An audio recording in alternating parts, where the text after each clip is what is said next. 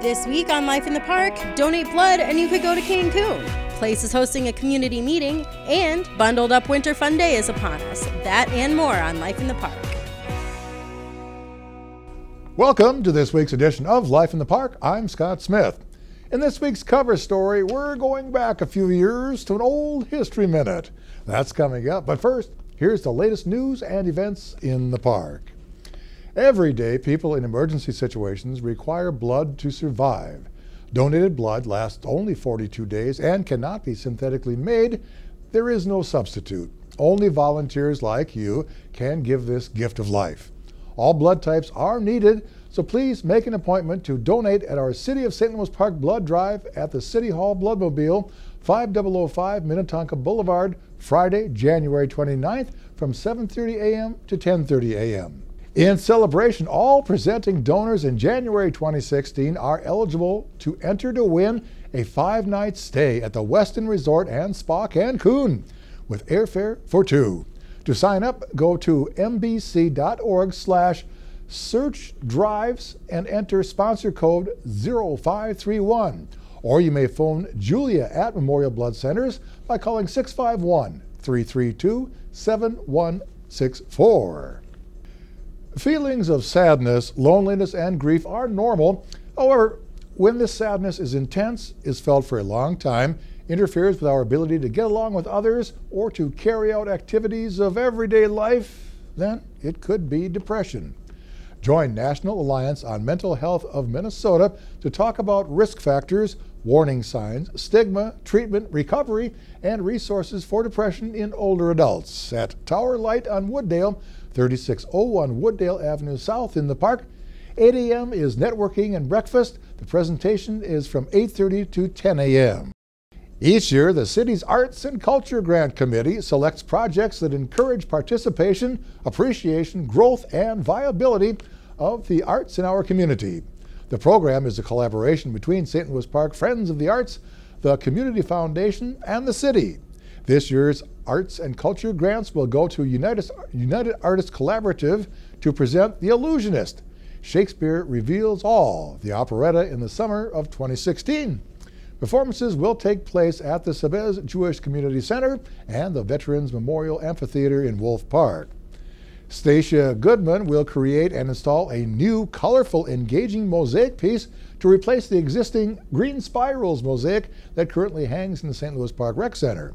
The new piece will illustrate a spigot that spells out the letters FUN, incorporating flippers, hockey sticks, and other Rec Center-related sports items. Sabez Jewish Community Center Performing Arts Department will present a production of Maggie Behrman's They Called Her Captain in March 2016. Congratulations to all grant recipients. Place is building Minnesota's first truly sustainable arts community in St. Louis Park. This new community will feature affordable live-work apartments for creatives, shared maker spaces, alternative energy, on-site greenhouses with a CSA, an urban forest, access to mass transit and bike trails, and much, much more. They need to hear from you to figure out what your needs and desires are for living and working spaces. You're invited to share your thoughts and gather more information at a community meeting on Thursday, January 28th at the St. Louis Park High School, room C350 at 6 p.m.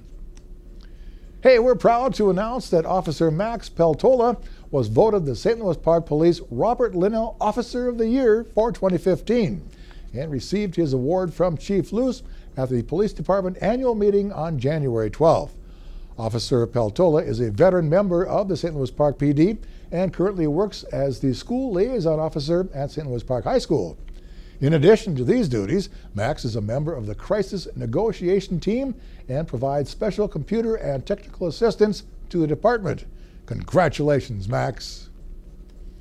Well, it's time for some outdoor family winter fun for all ages at the Bundled Up Winter Fun Day. The St. Louis Park Rotary Club, in partnership with the City of St. Louis Park, is sponsoring the 5th annual Family Outdoor Winter event at Oak Hill Park.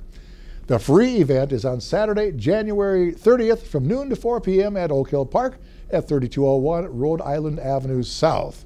The fun day activities include bonfires, sledding, raptor, hay rides, live music, cross-country ski tours, snowshoeing, cocoa, hot apple cider, s'mores, and so much more. Donations will be accepted on site, so bundle up the family and have some fun. In the event of inclement weather, call the weather line at 952-924-2567. So this week's cover story, we're going to take a look back into a little piece of history of St. Louis Park on the History Minute.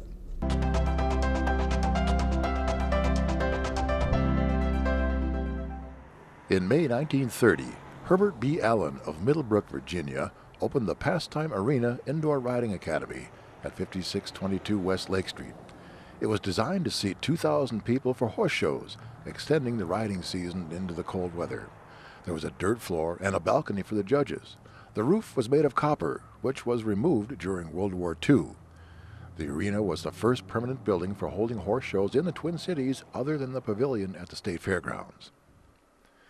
In 1941, it was called the Lilac Way Riding Academy and Pastime Arena, featuring indoor riding and beautiful bridle paths. In the winter, the owners would flood the floor and make the facility available for figure and general skating. Competent instructions, good natural ice, music by electric organ. In mid-1943, Arthur Eaton installed a wooden floor to half the arena and added roller skating to the offerings. The neighborhood was up in arms, however, citing noise and lack of supervision as reasons why the activity should be stopped. 6 months later, the issue had gone all the way to district court. In 1944, the Pastime Arena roller skating shared the facility with the Lilac Way Riding Academy. The facility was called the Pastime Arena Roller Rink, one of the world's largest rinks. From 1945 to 1948, the facility was rented and operated by C.E. Pete Peterson. Village Council minutes in 1947 show that I.H. Rickerman and Peterson were admonished not to have horses on public streets. All lessons were to be held inside. Many people remember seeing people riding horses alongside Highway 100. Roller skaters in the 1940s must have been a rowdy group, for in 1947 and 48, the village added special police for the rink, and in 1948 the Village Council saw it necessary to pass a roller rink ordinance. In 1950, Arthur J. Eaton presented plans to turn the property into a shopping center. There was much resistance to the motion, and it did not happen. About 1957, the facility was given over to tennis.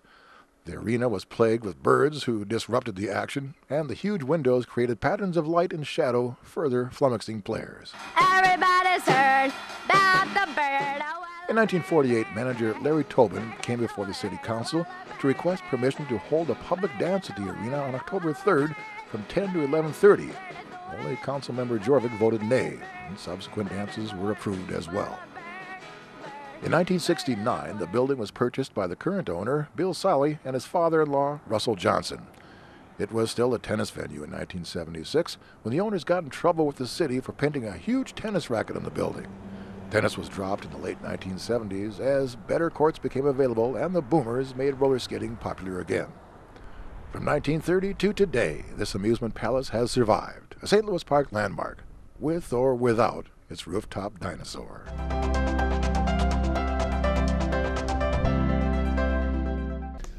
Well, the old dinosaur may be gone, but the good times continue today at the Roller Garden.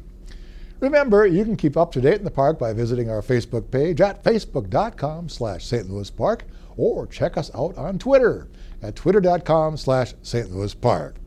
Well, that's it for this week's edition of Life in the Park. Thank you for watching. Join us next week for another edition of Life in the Park right here on Park TV.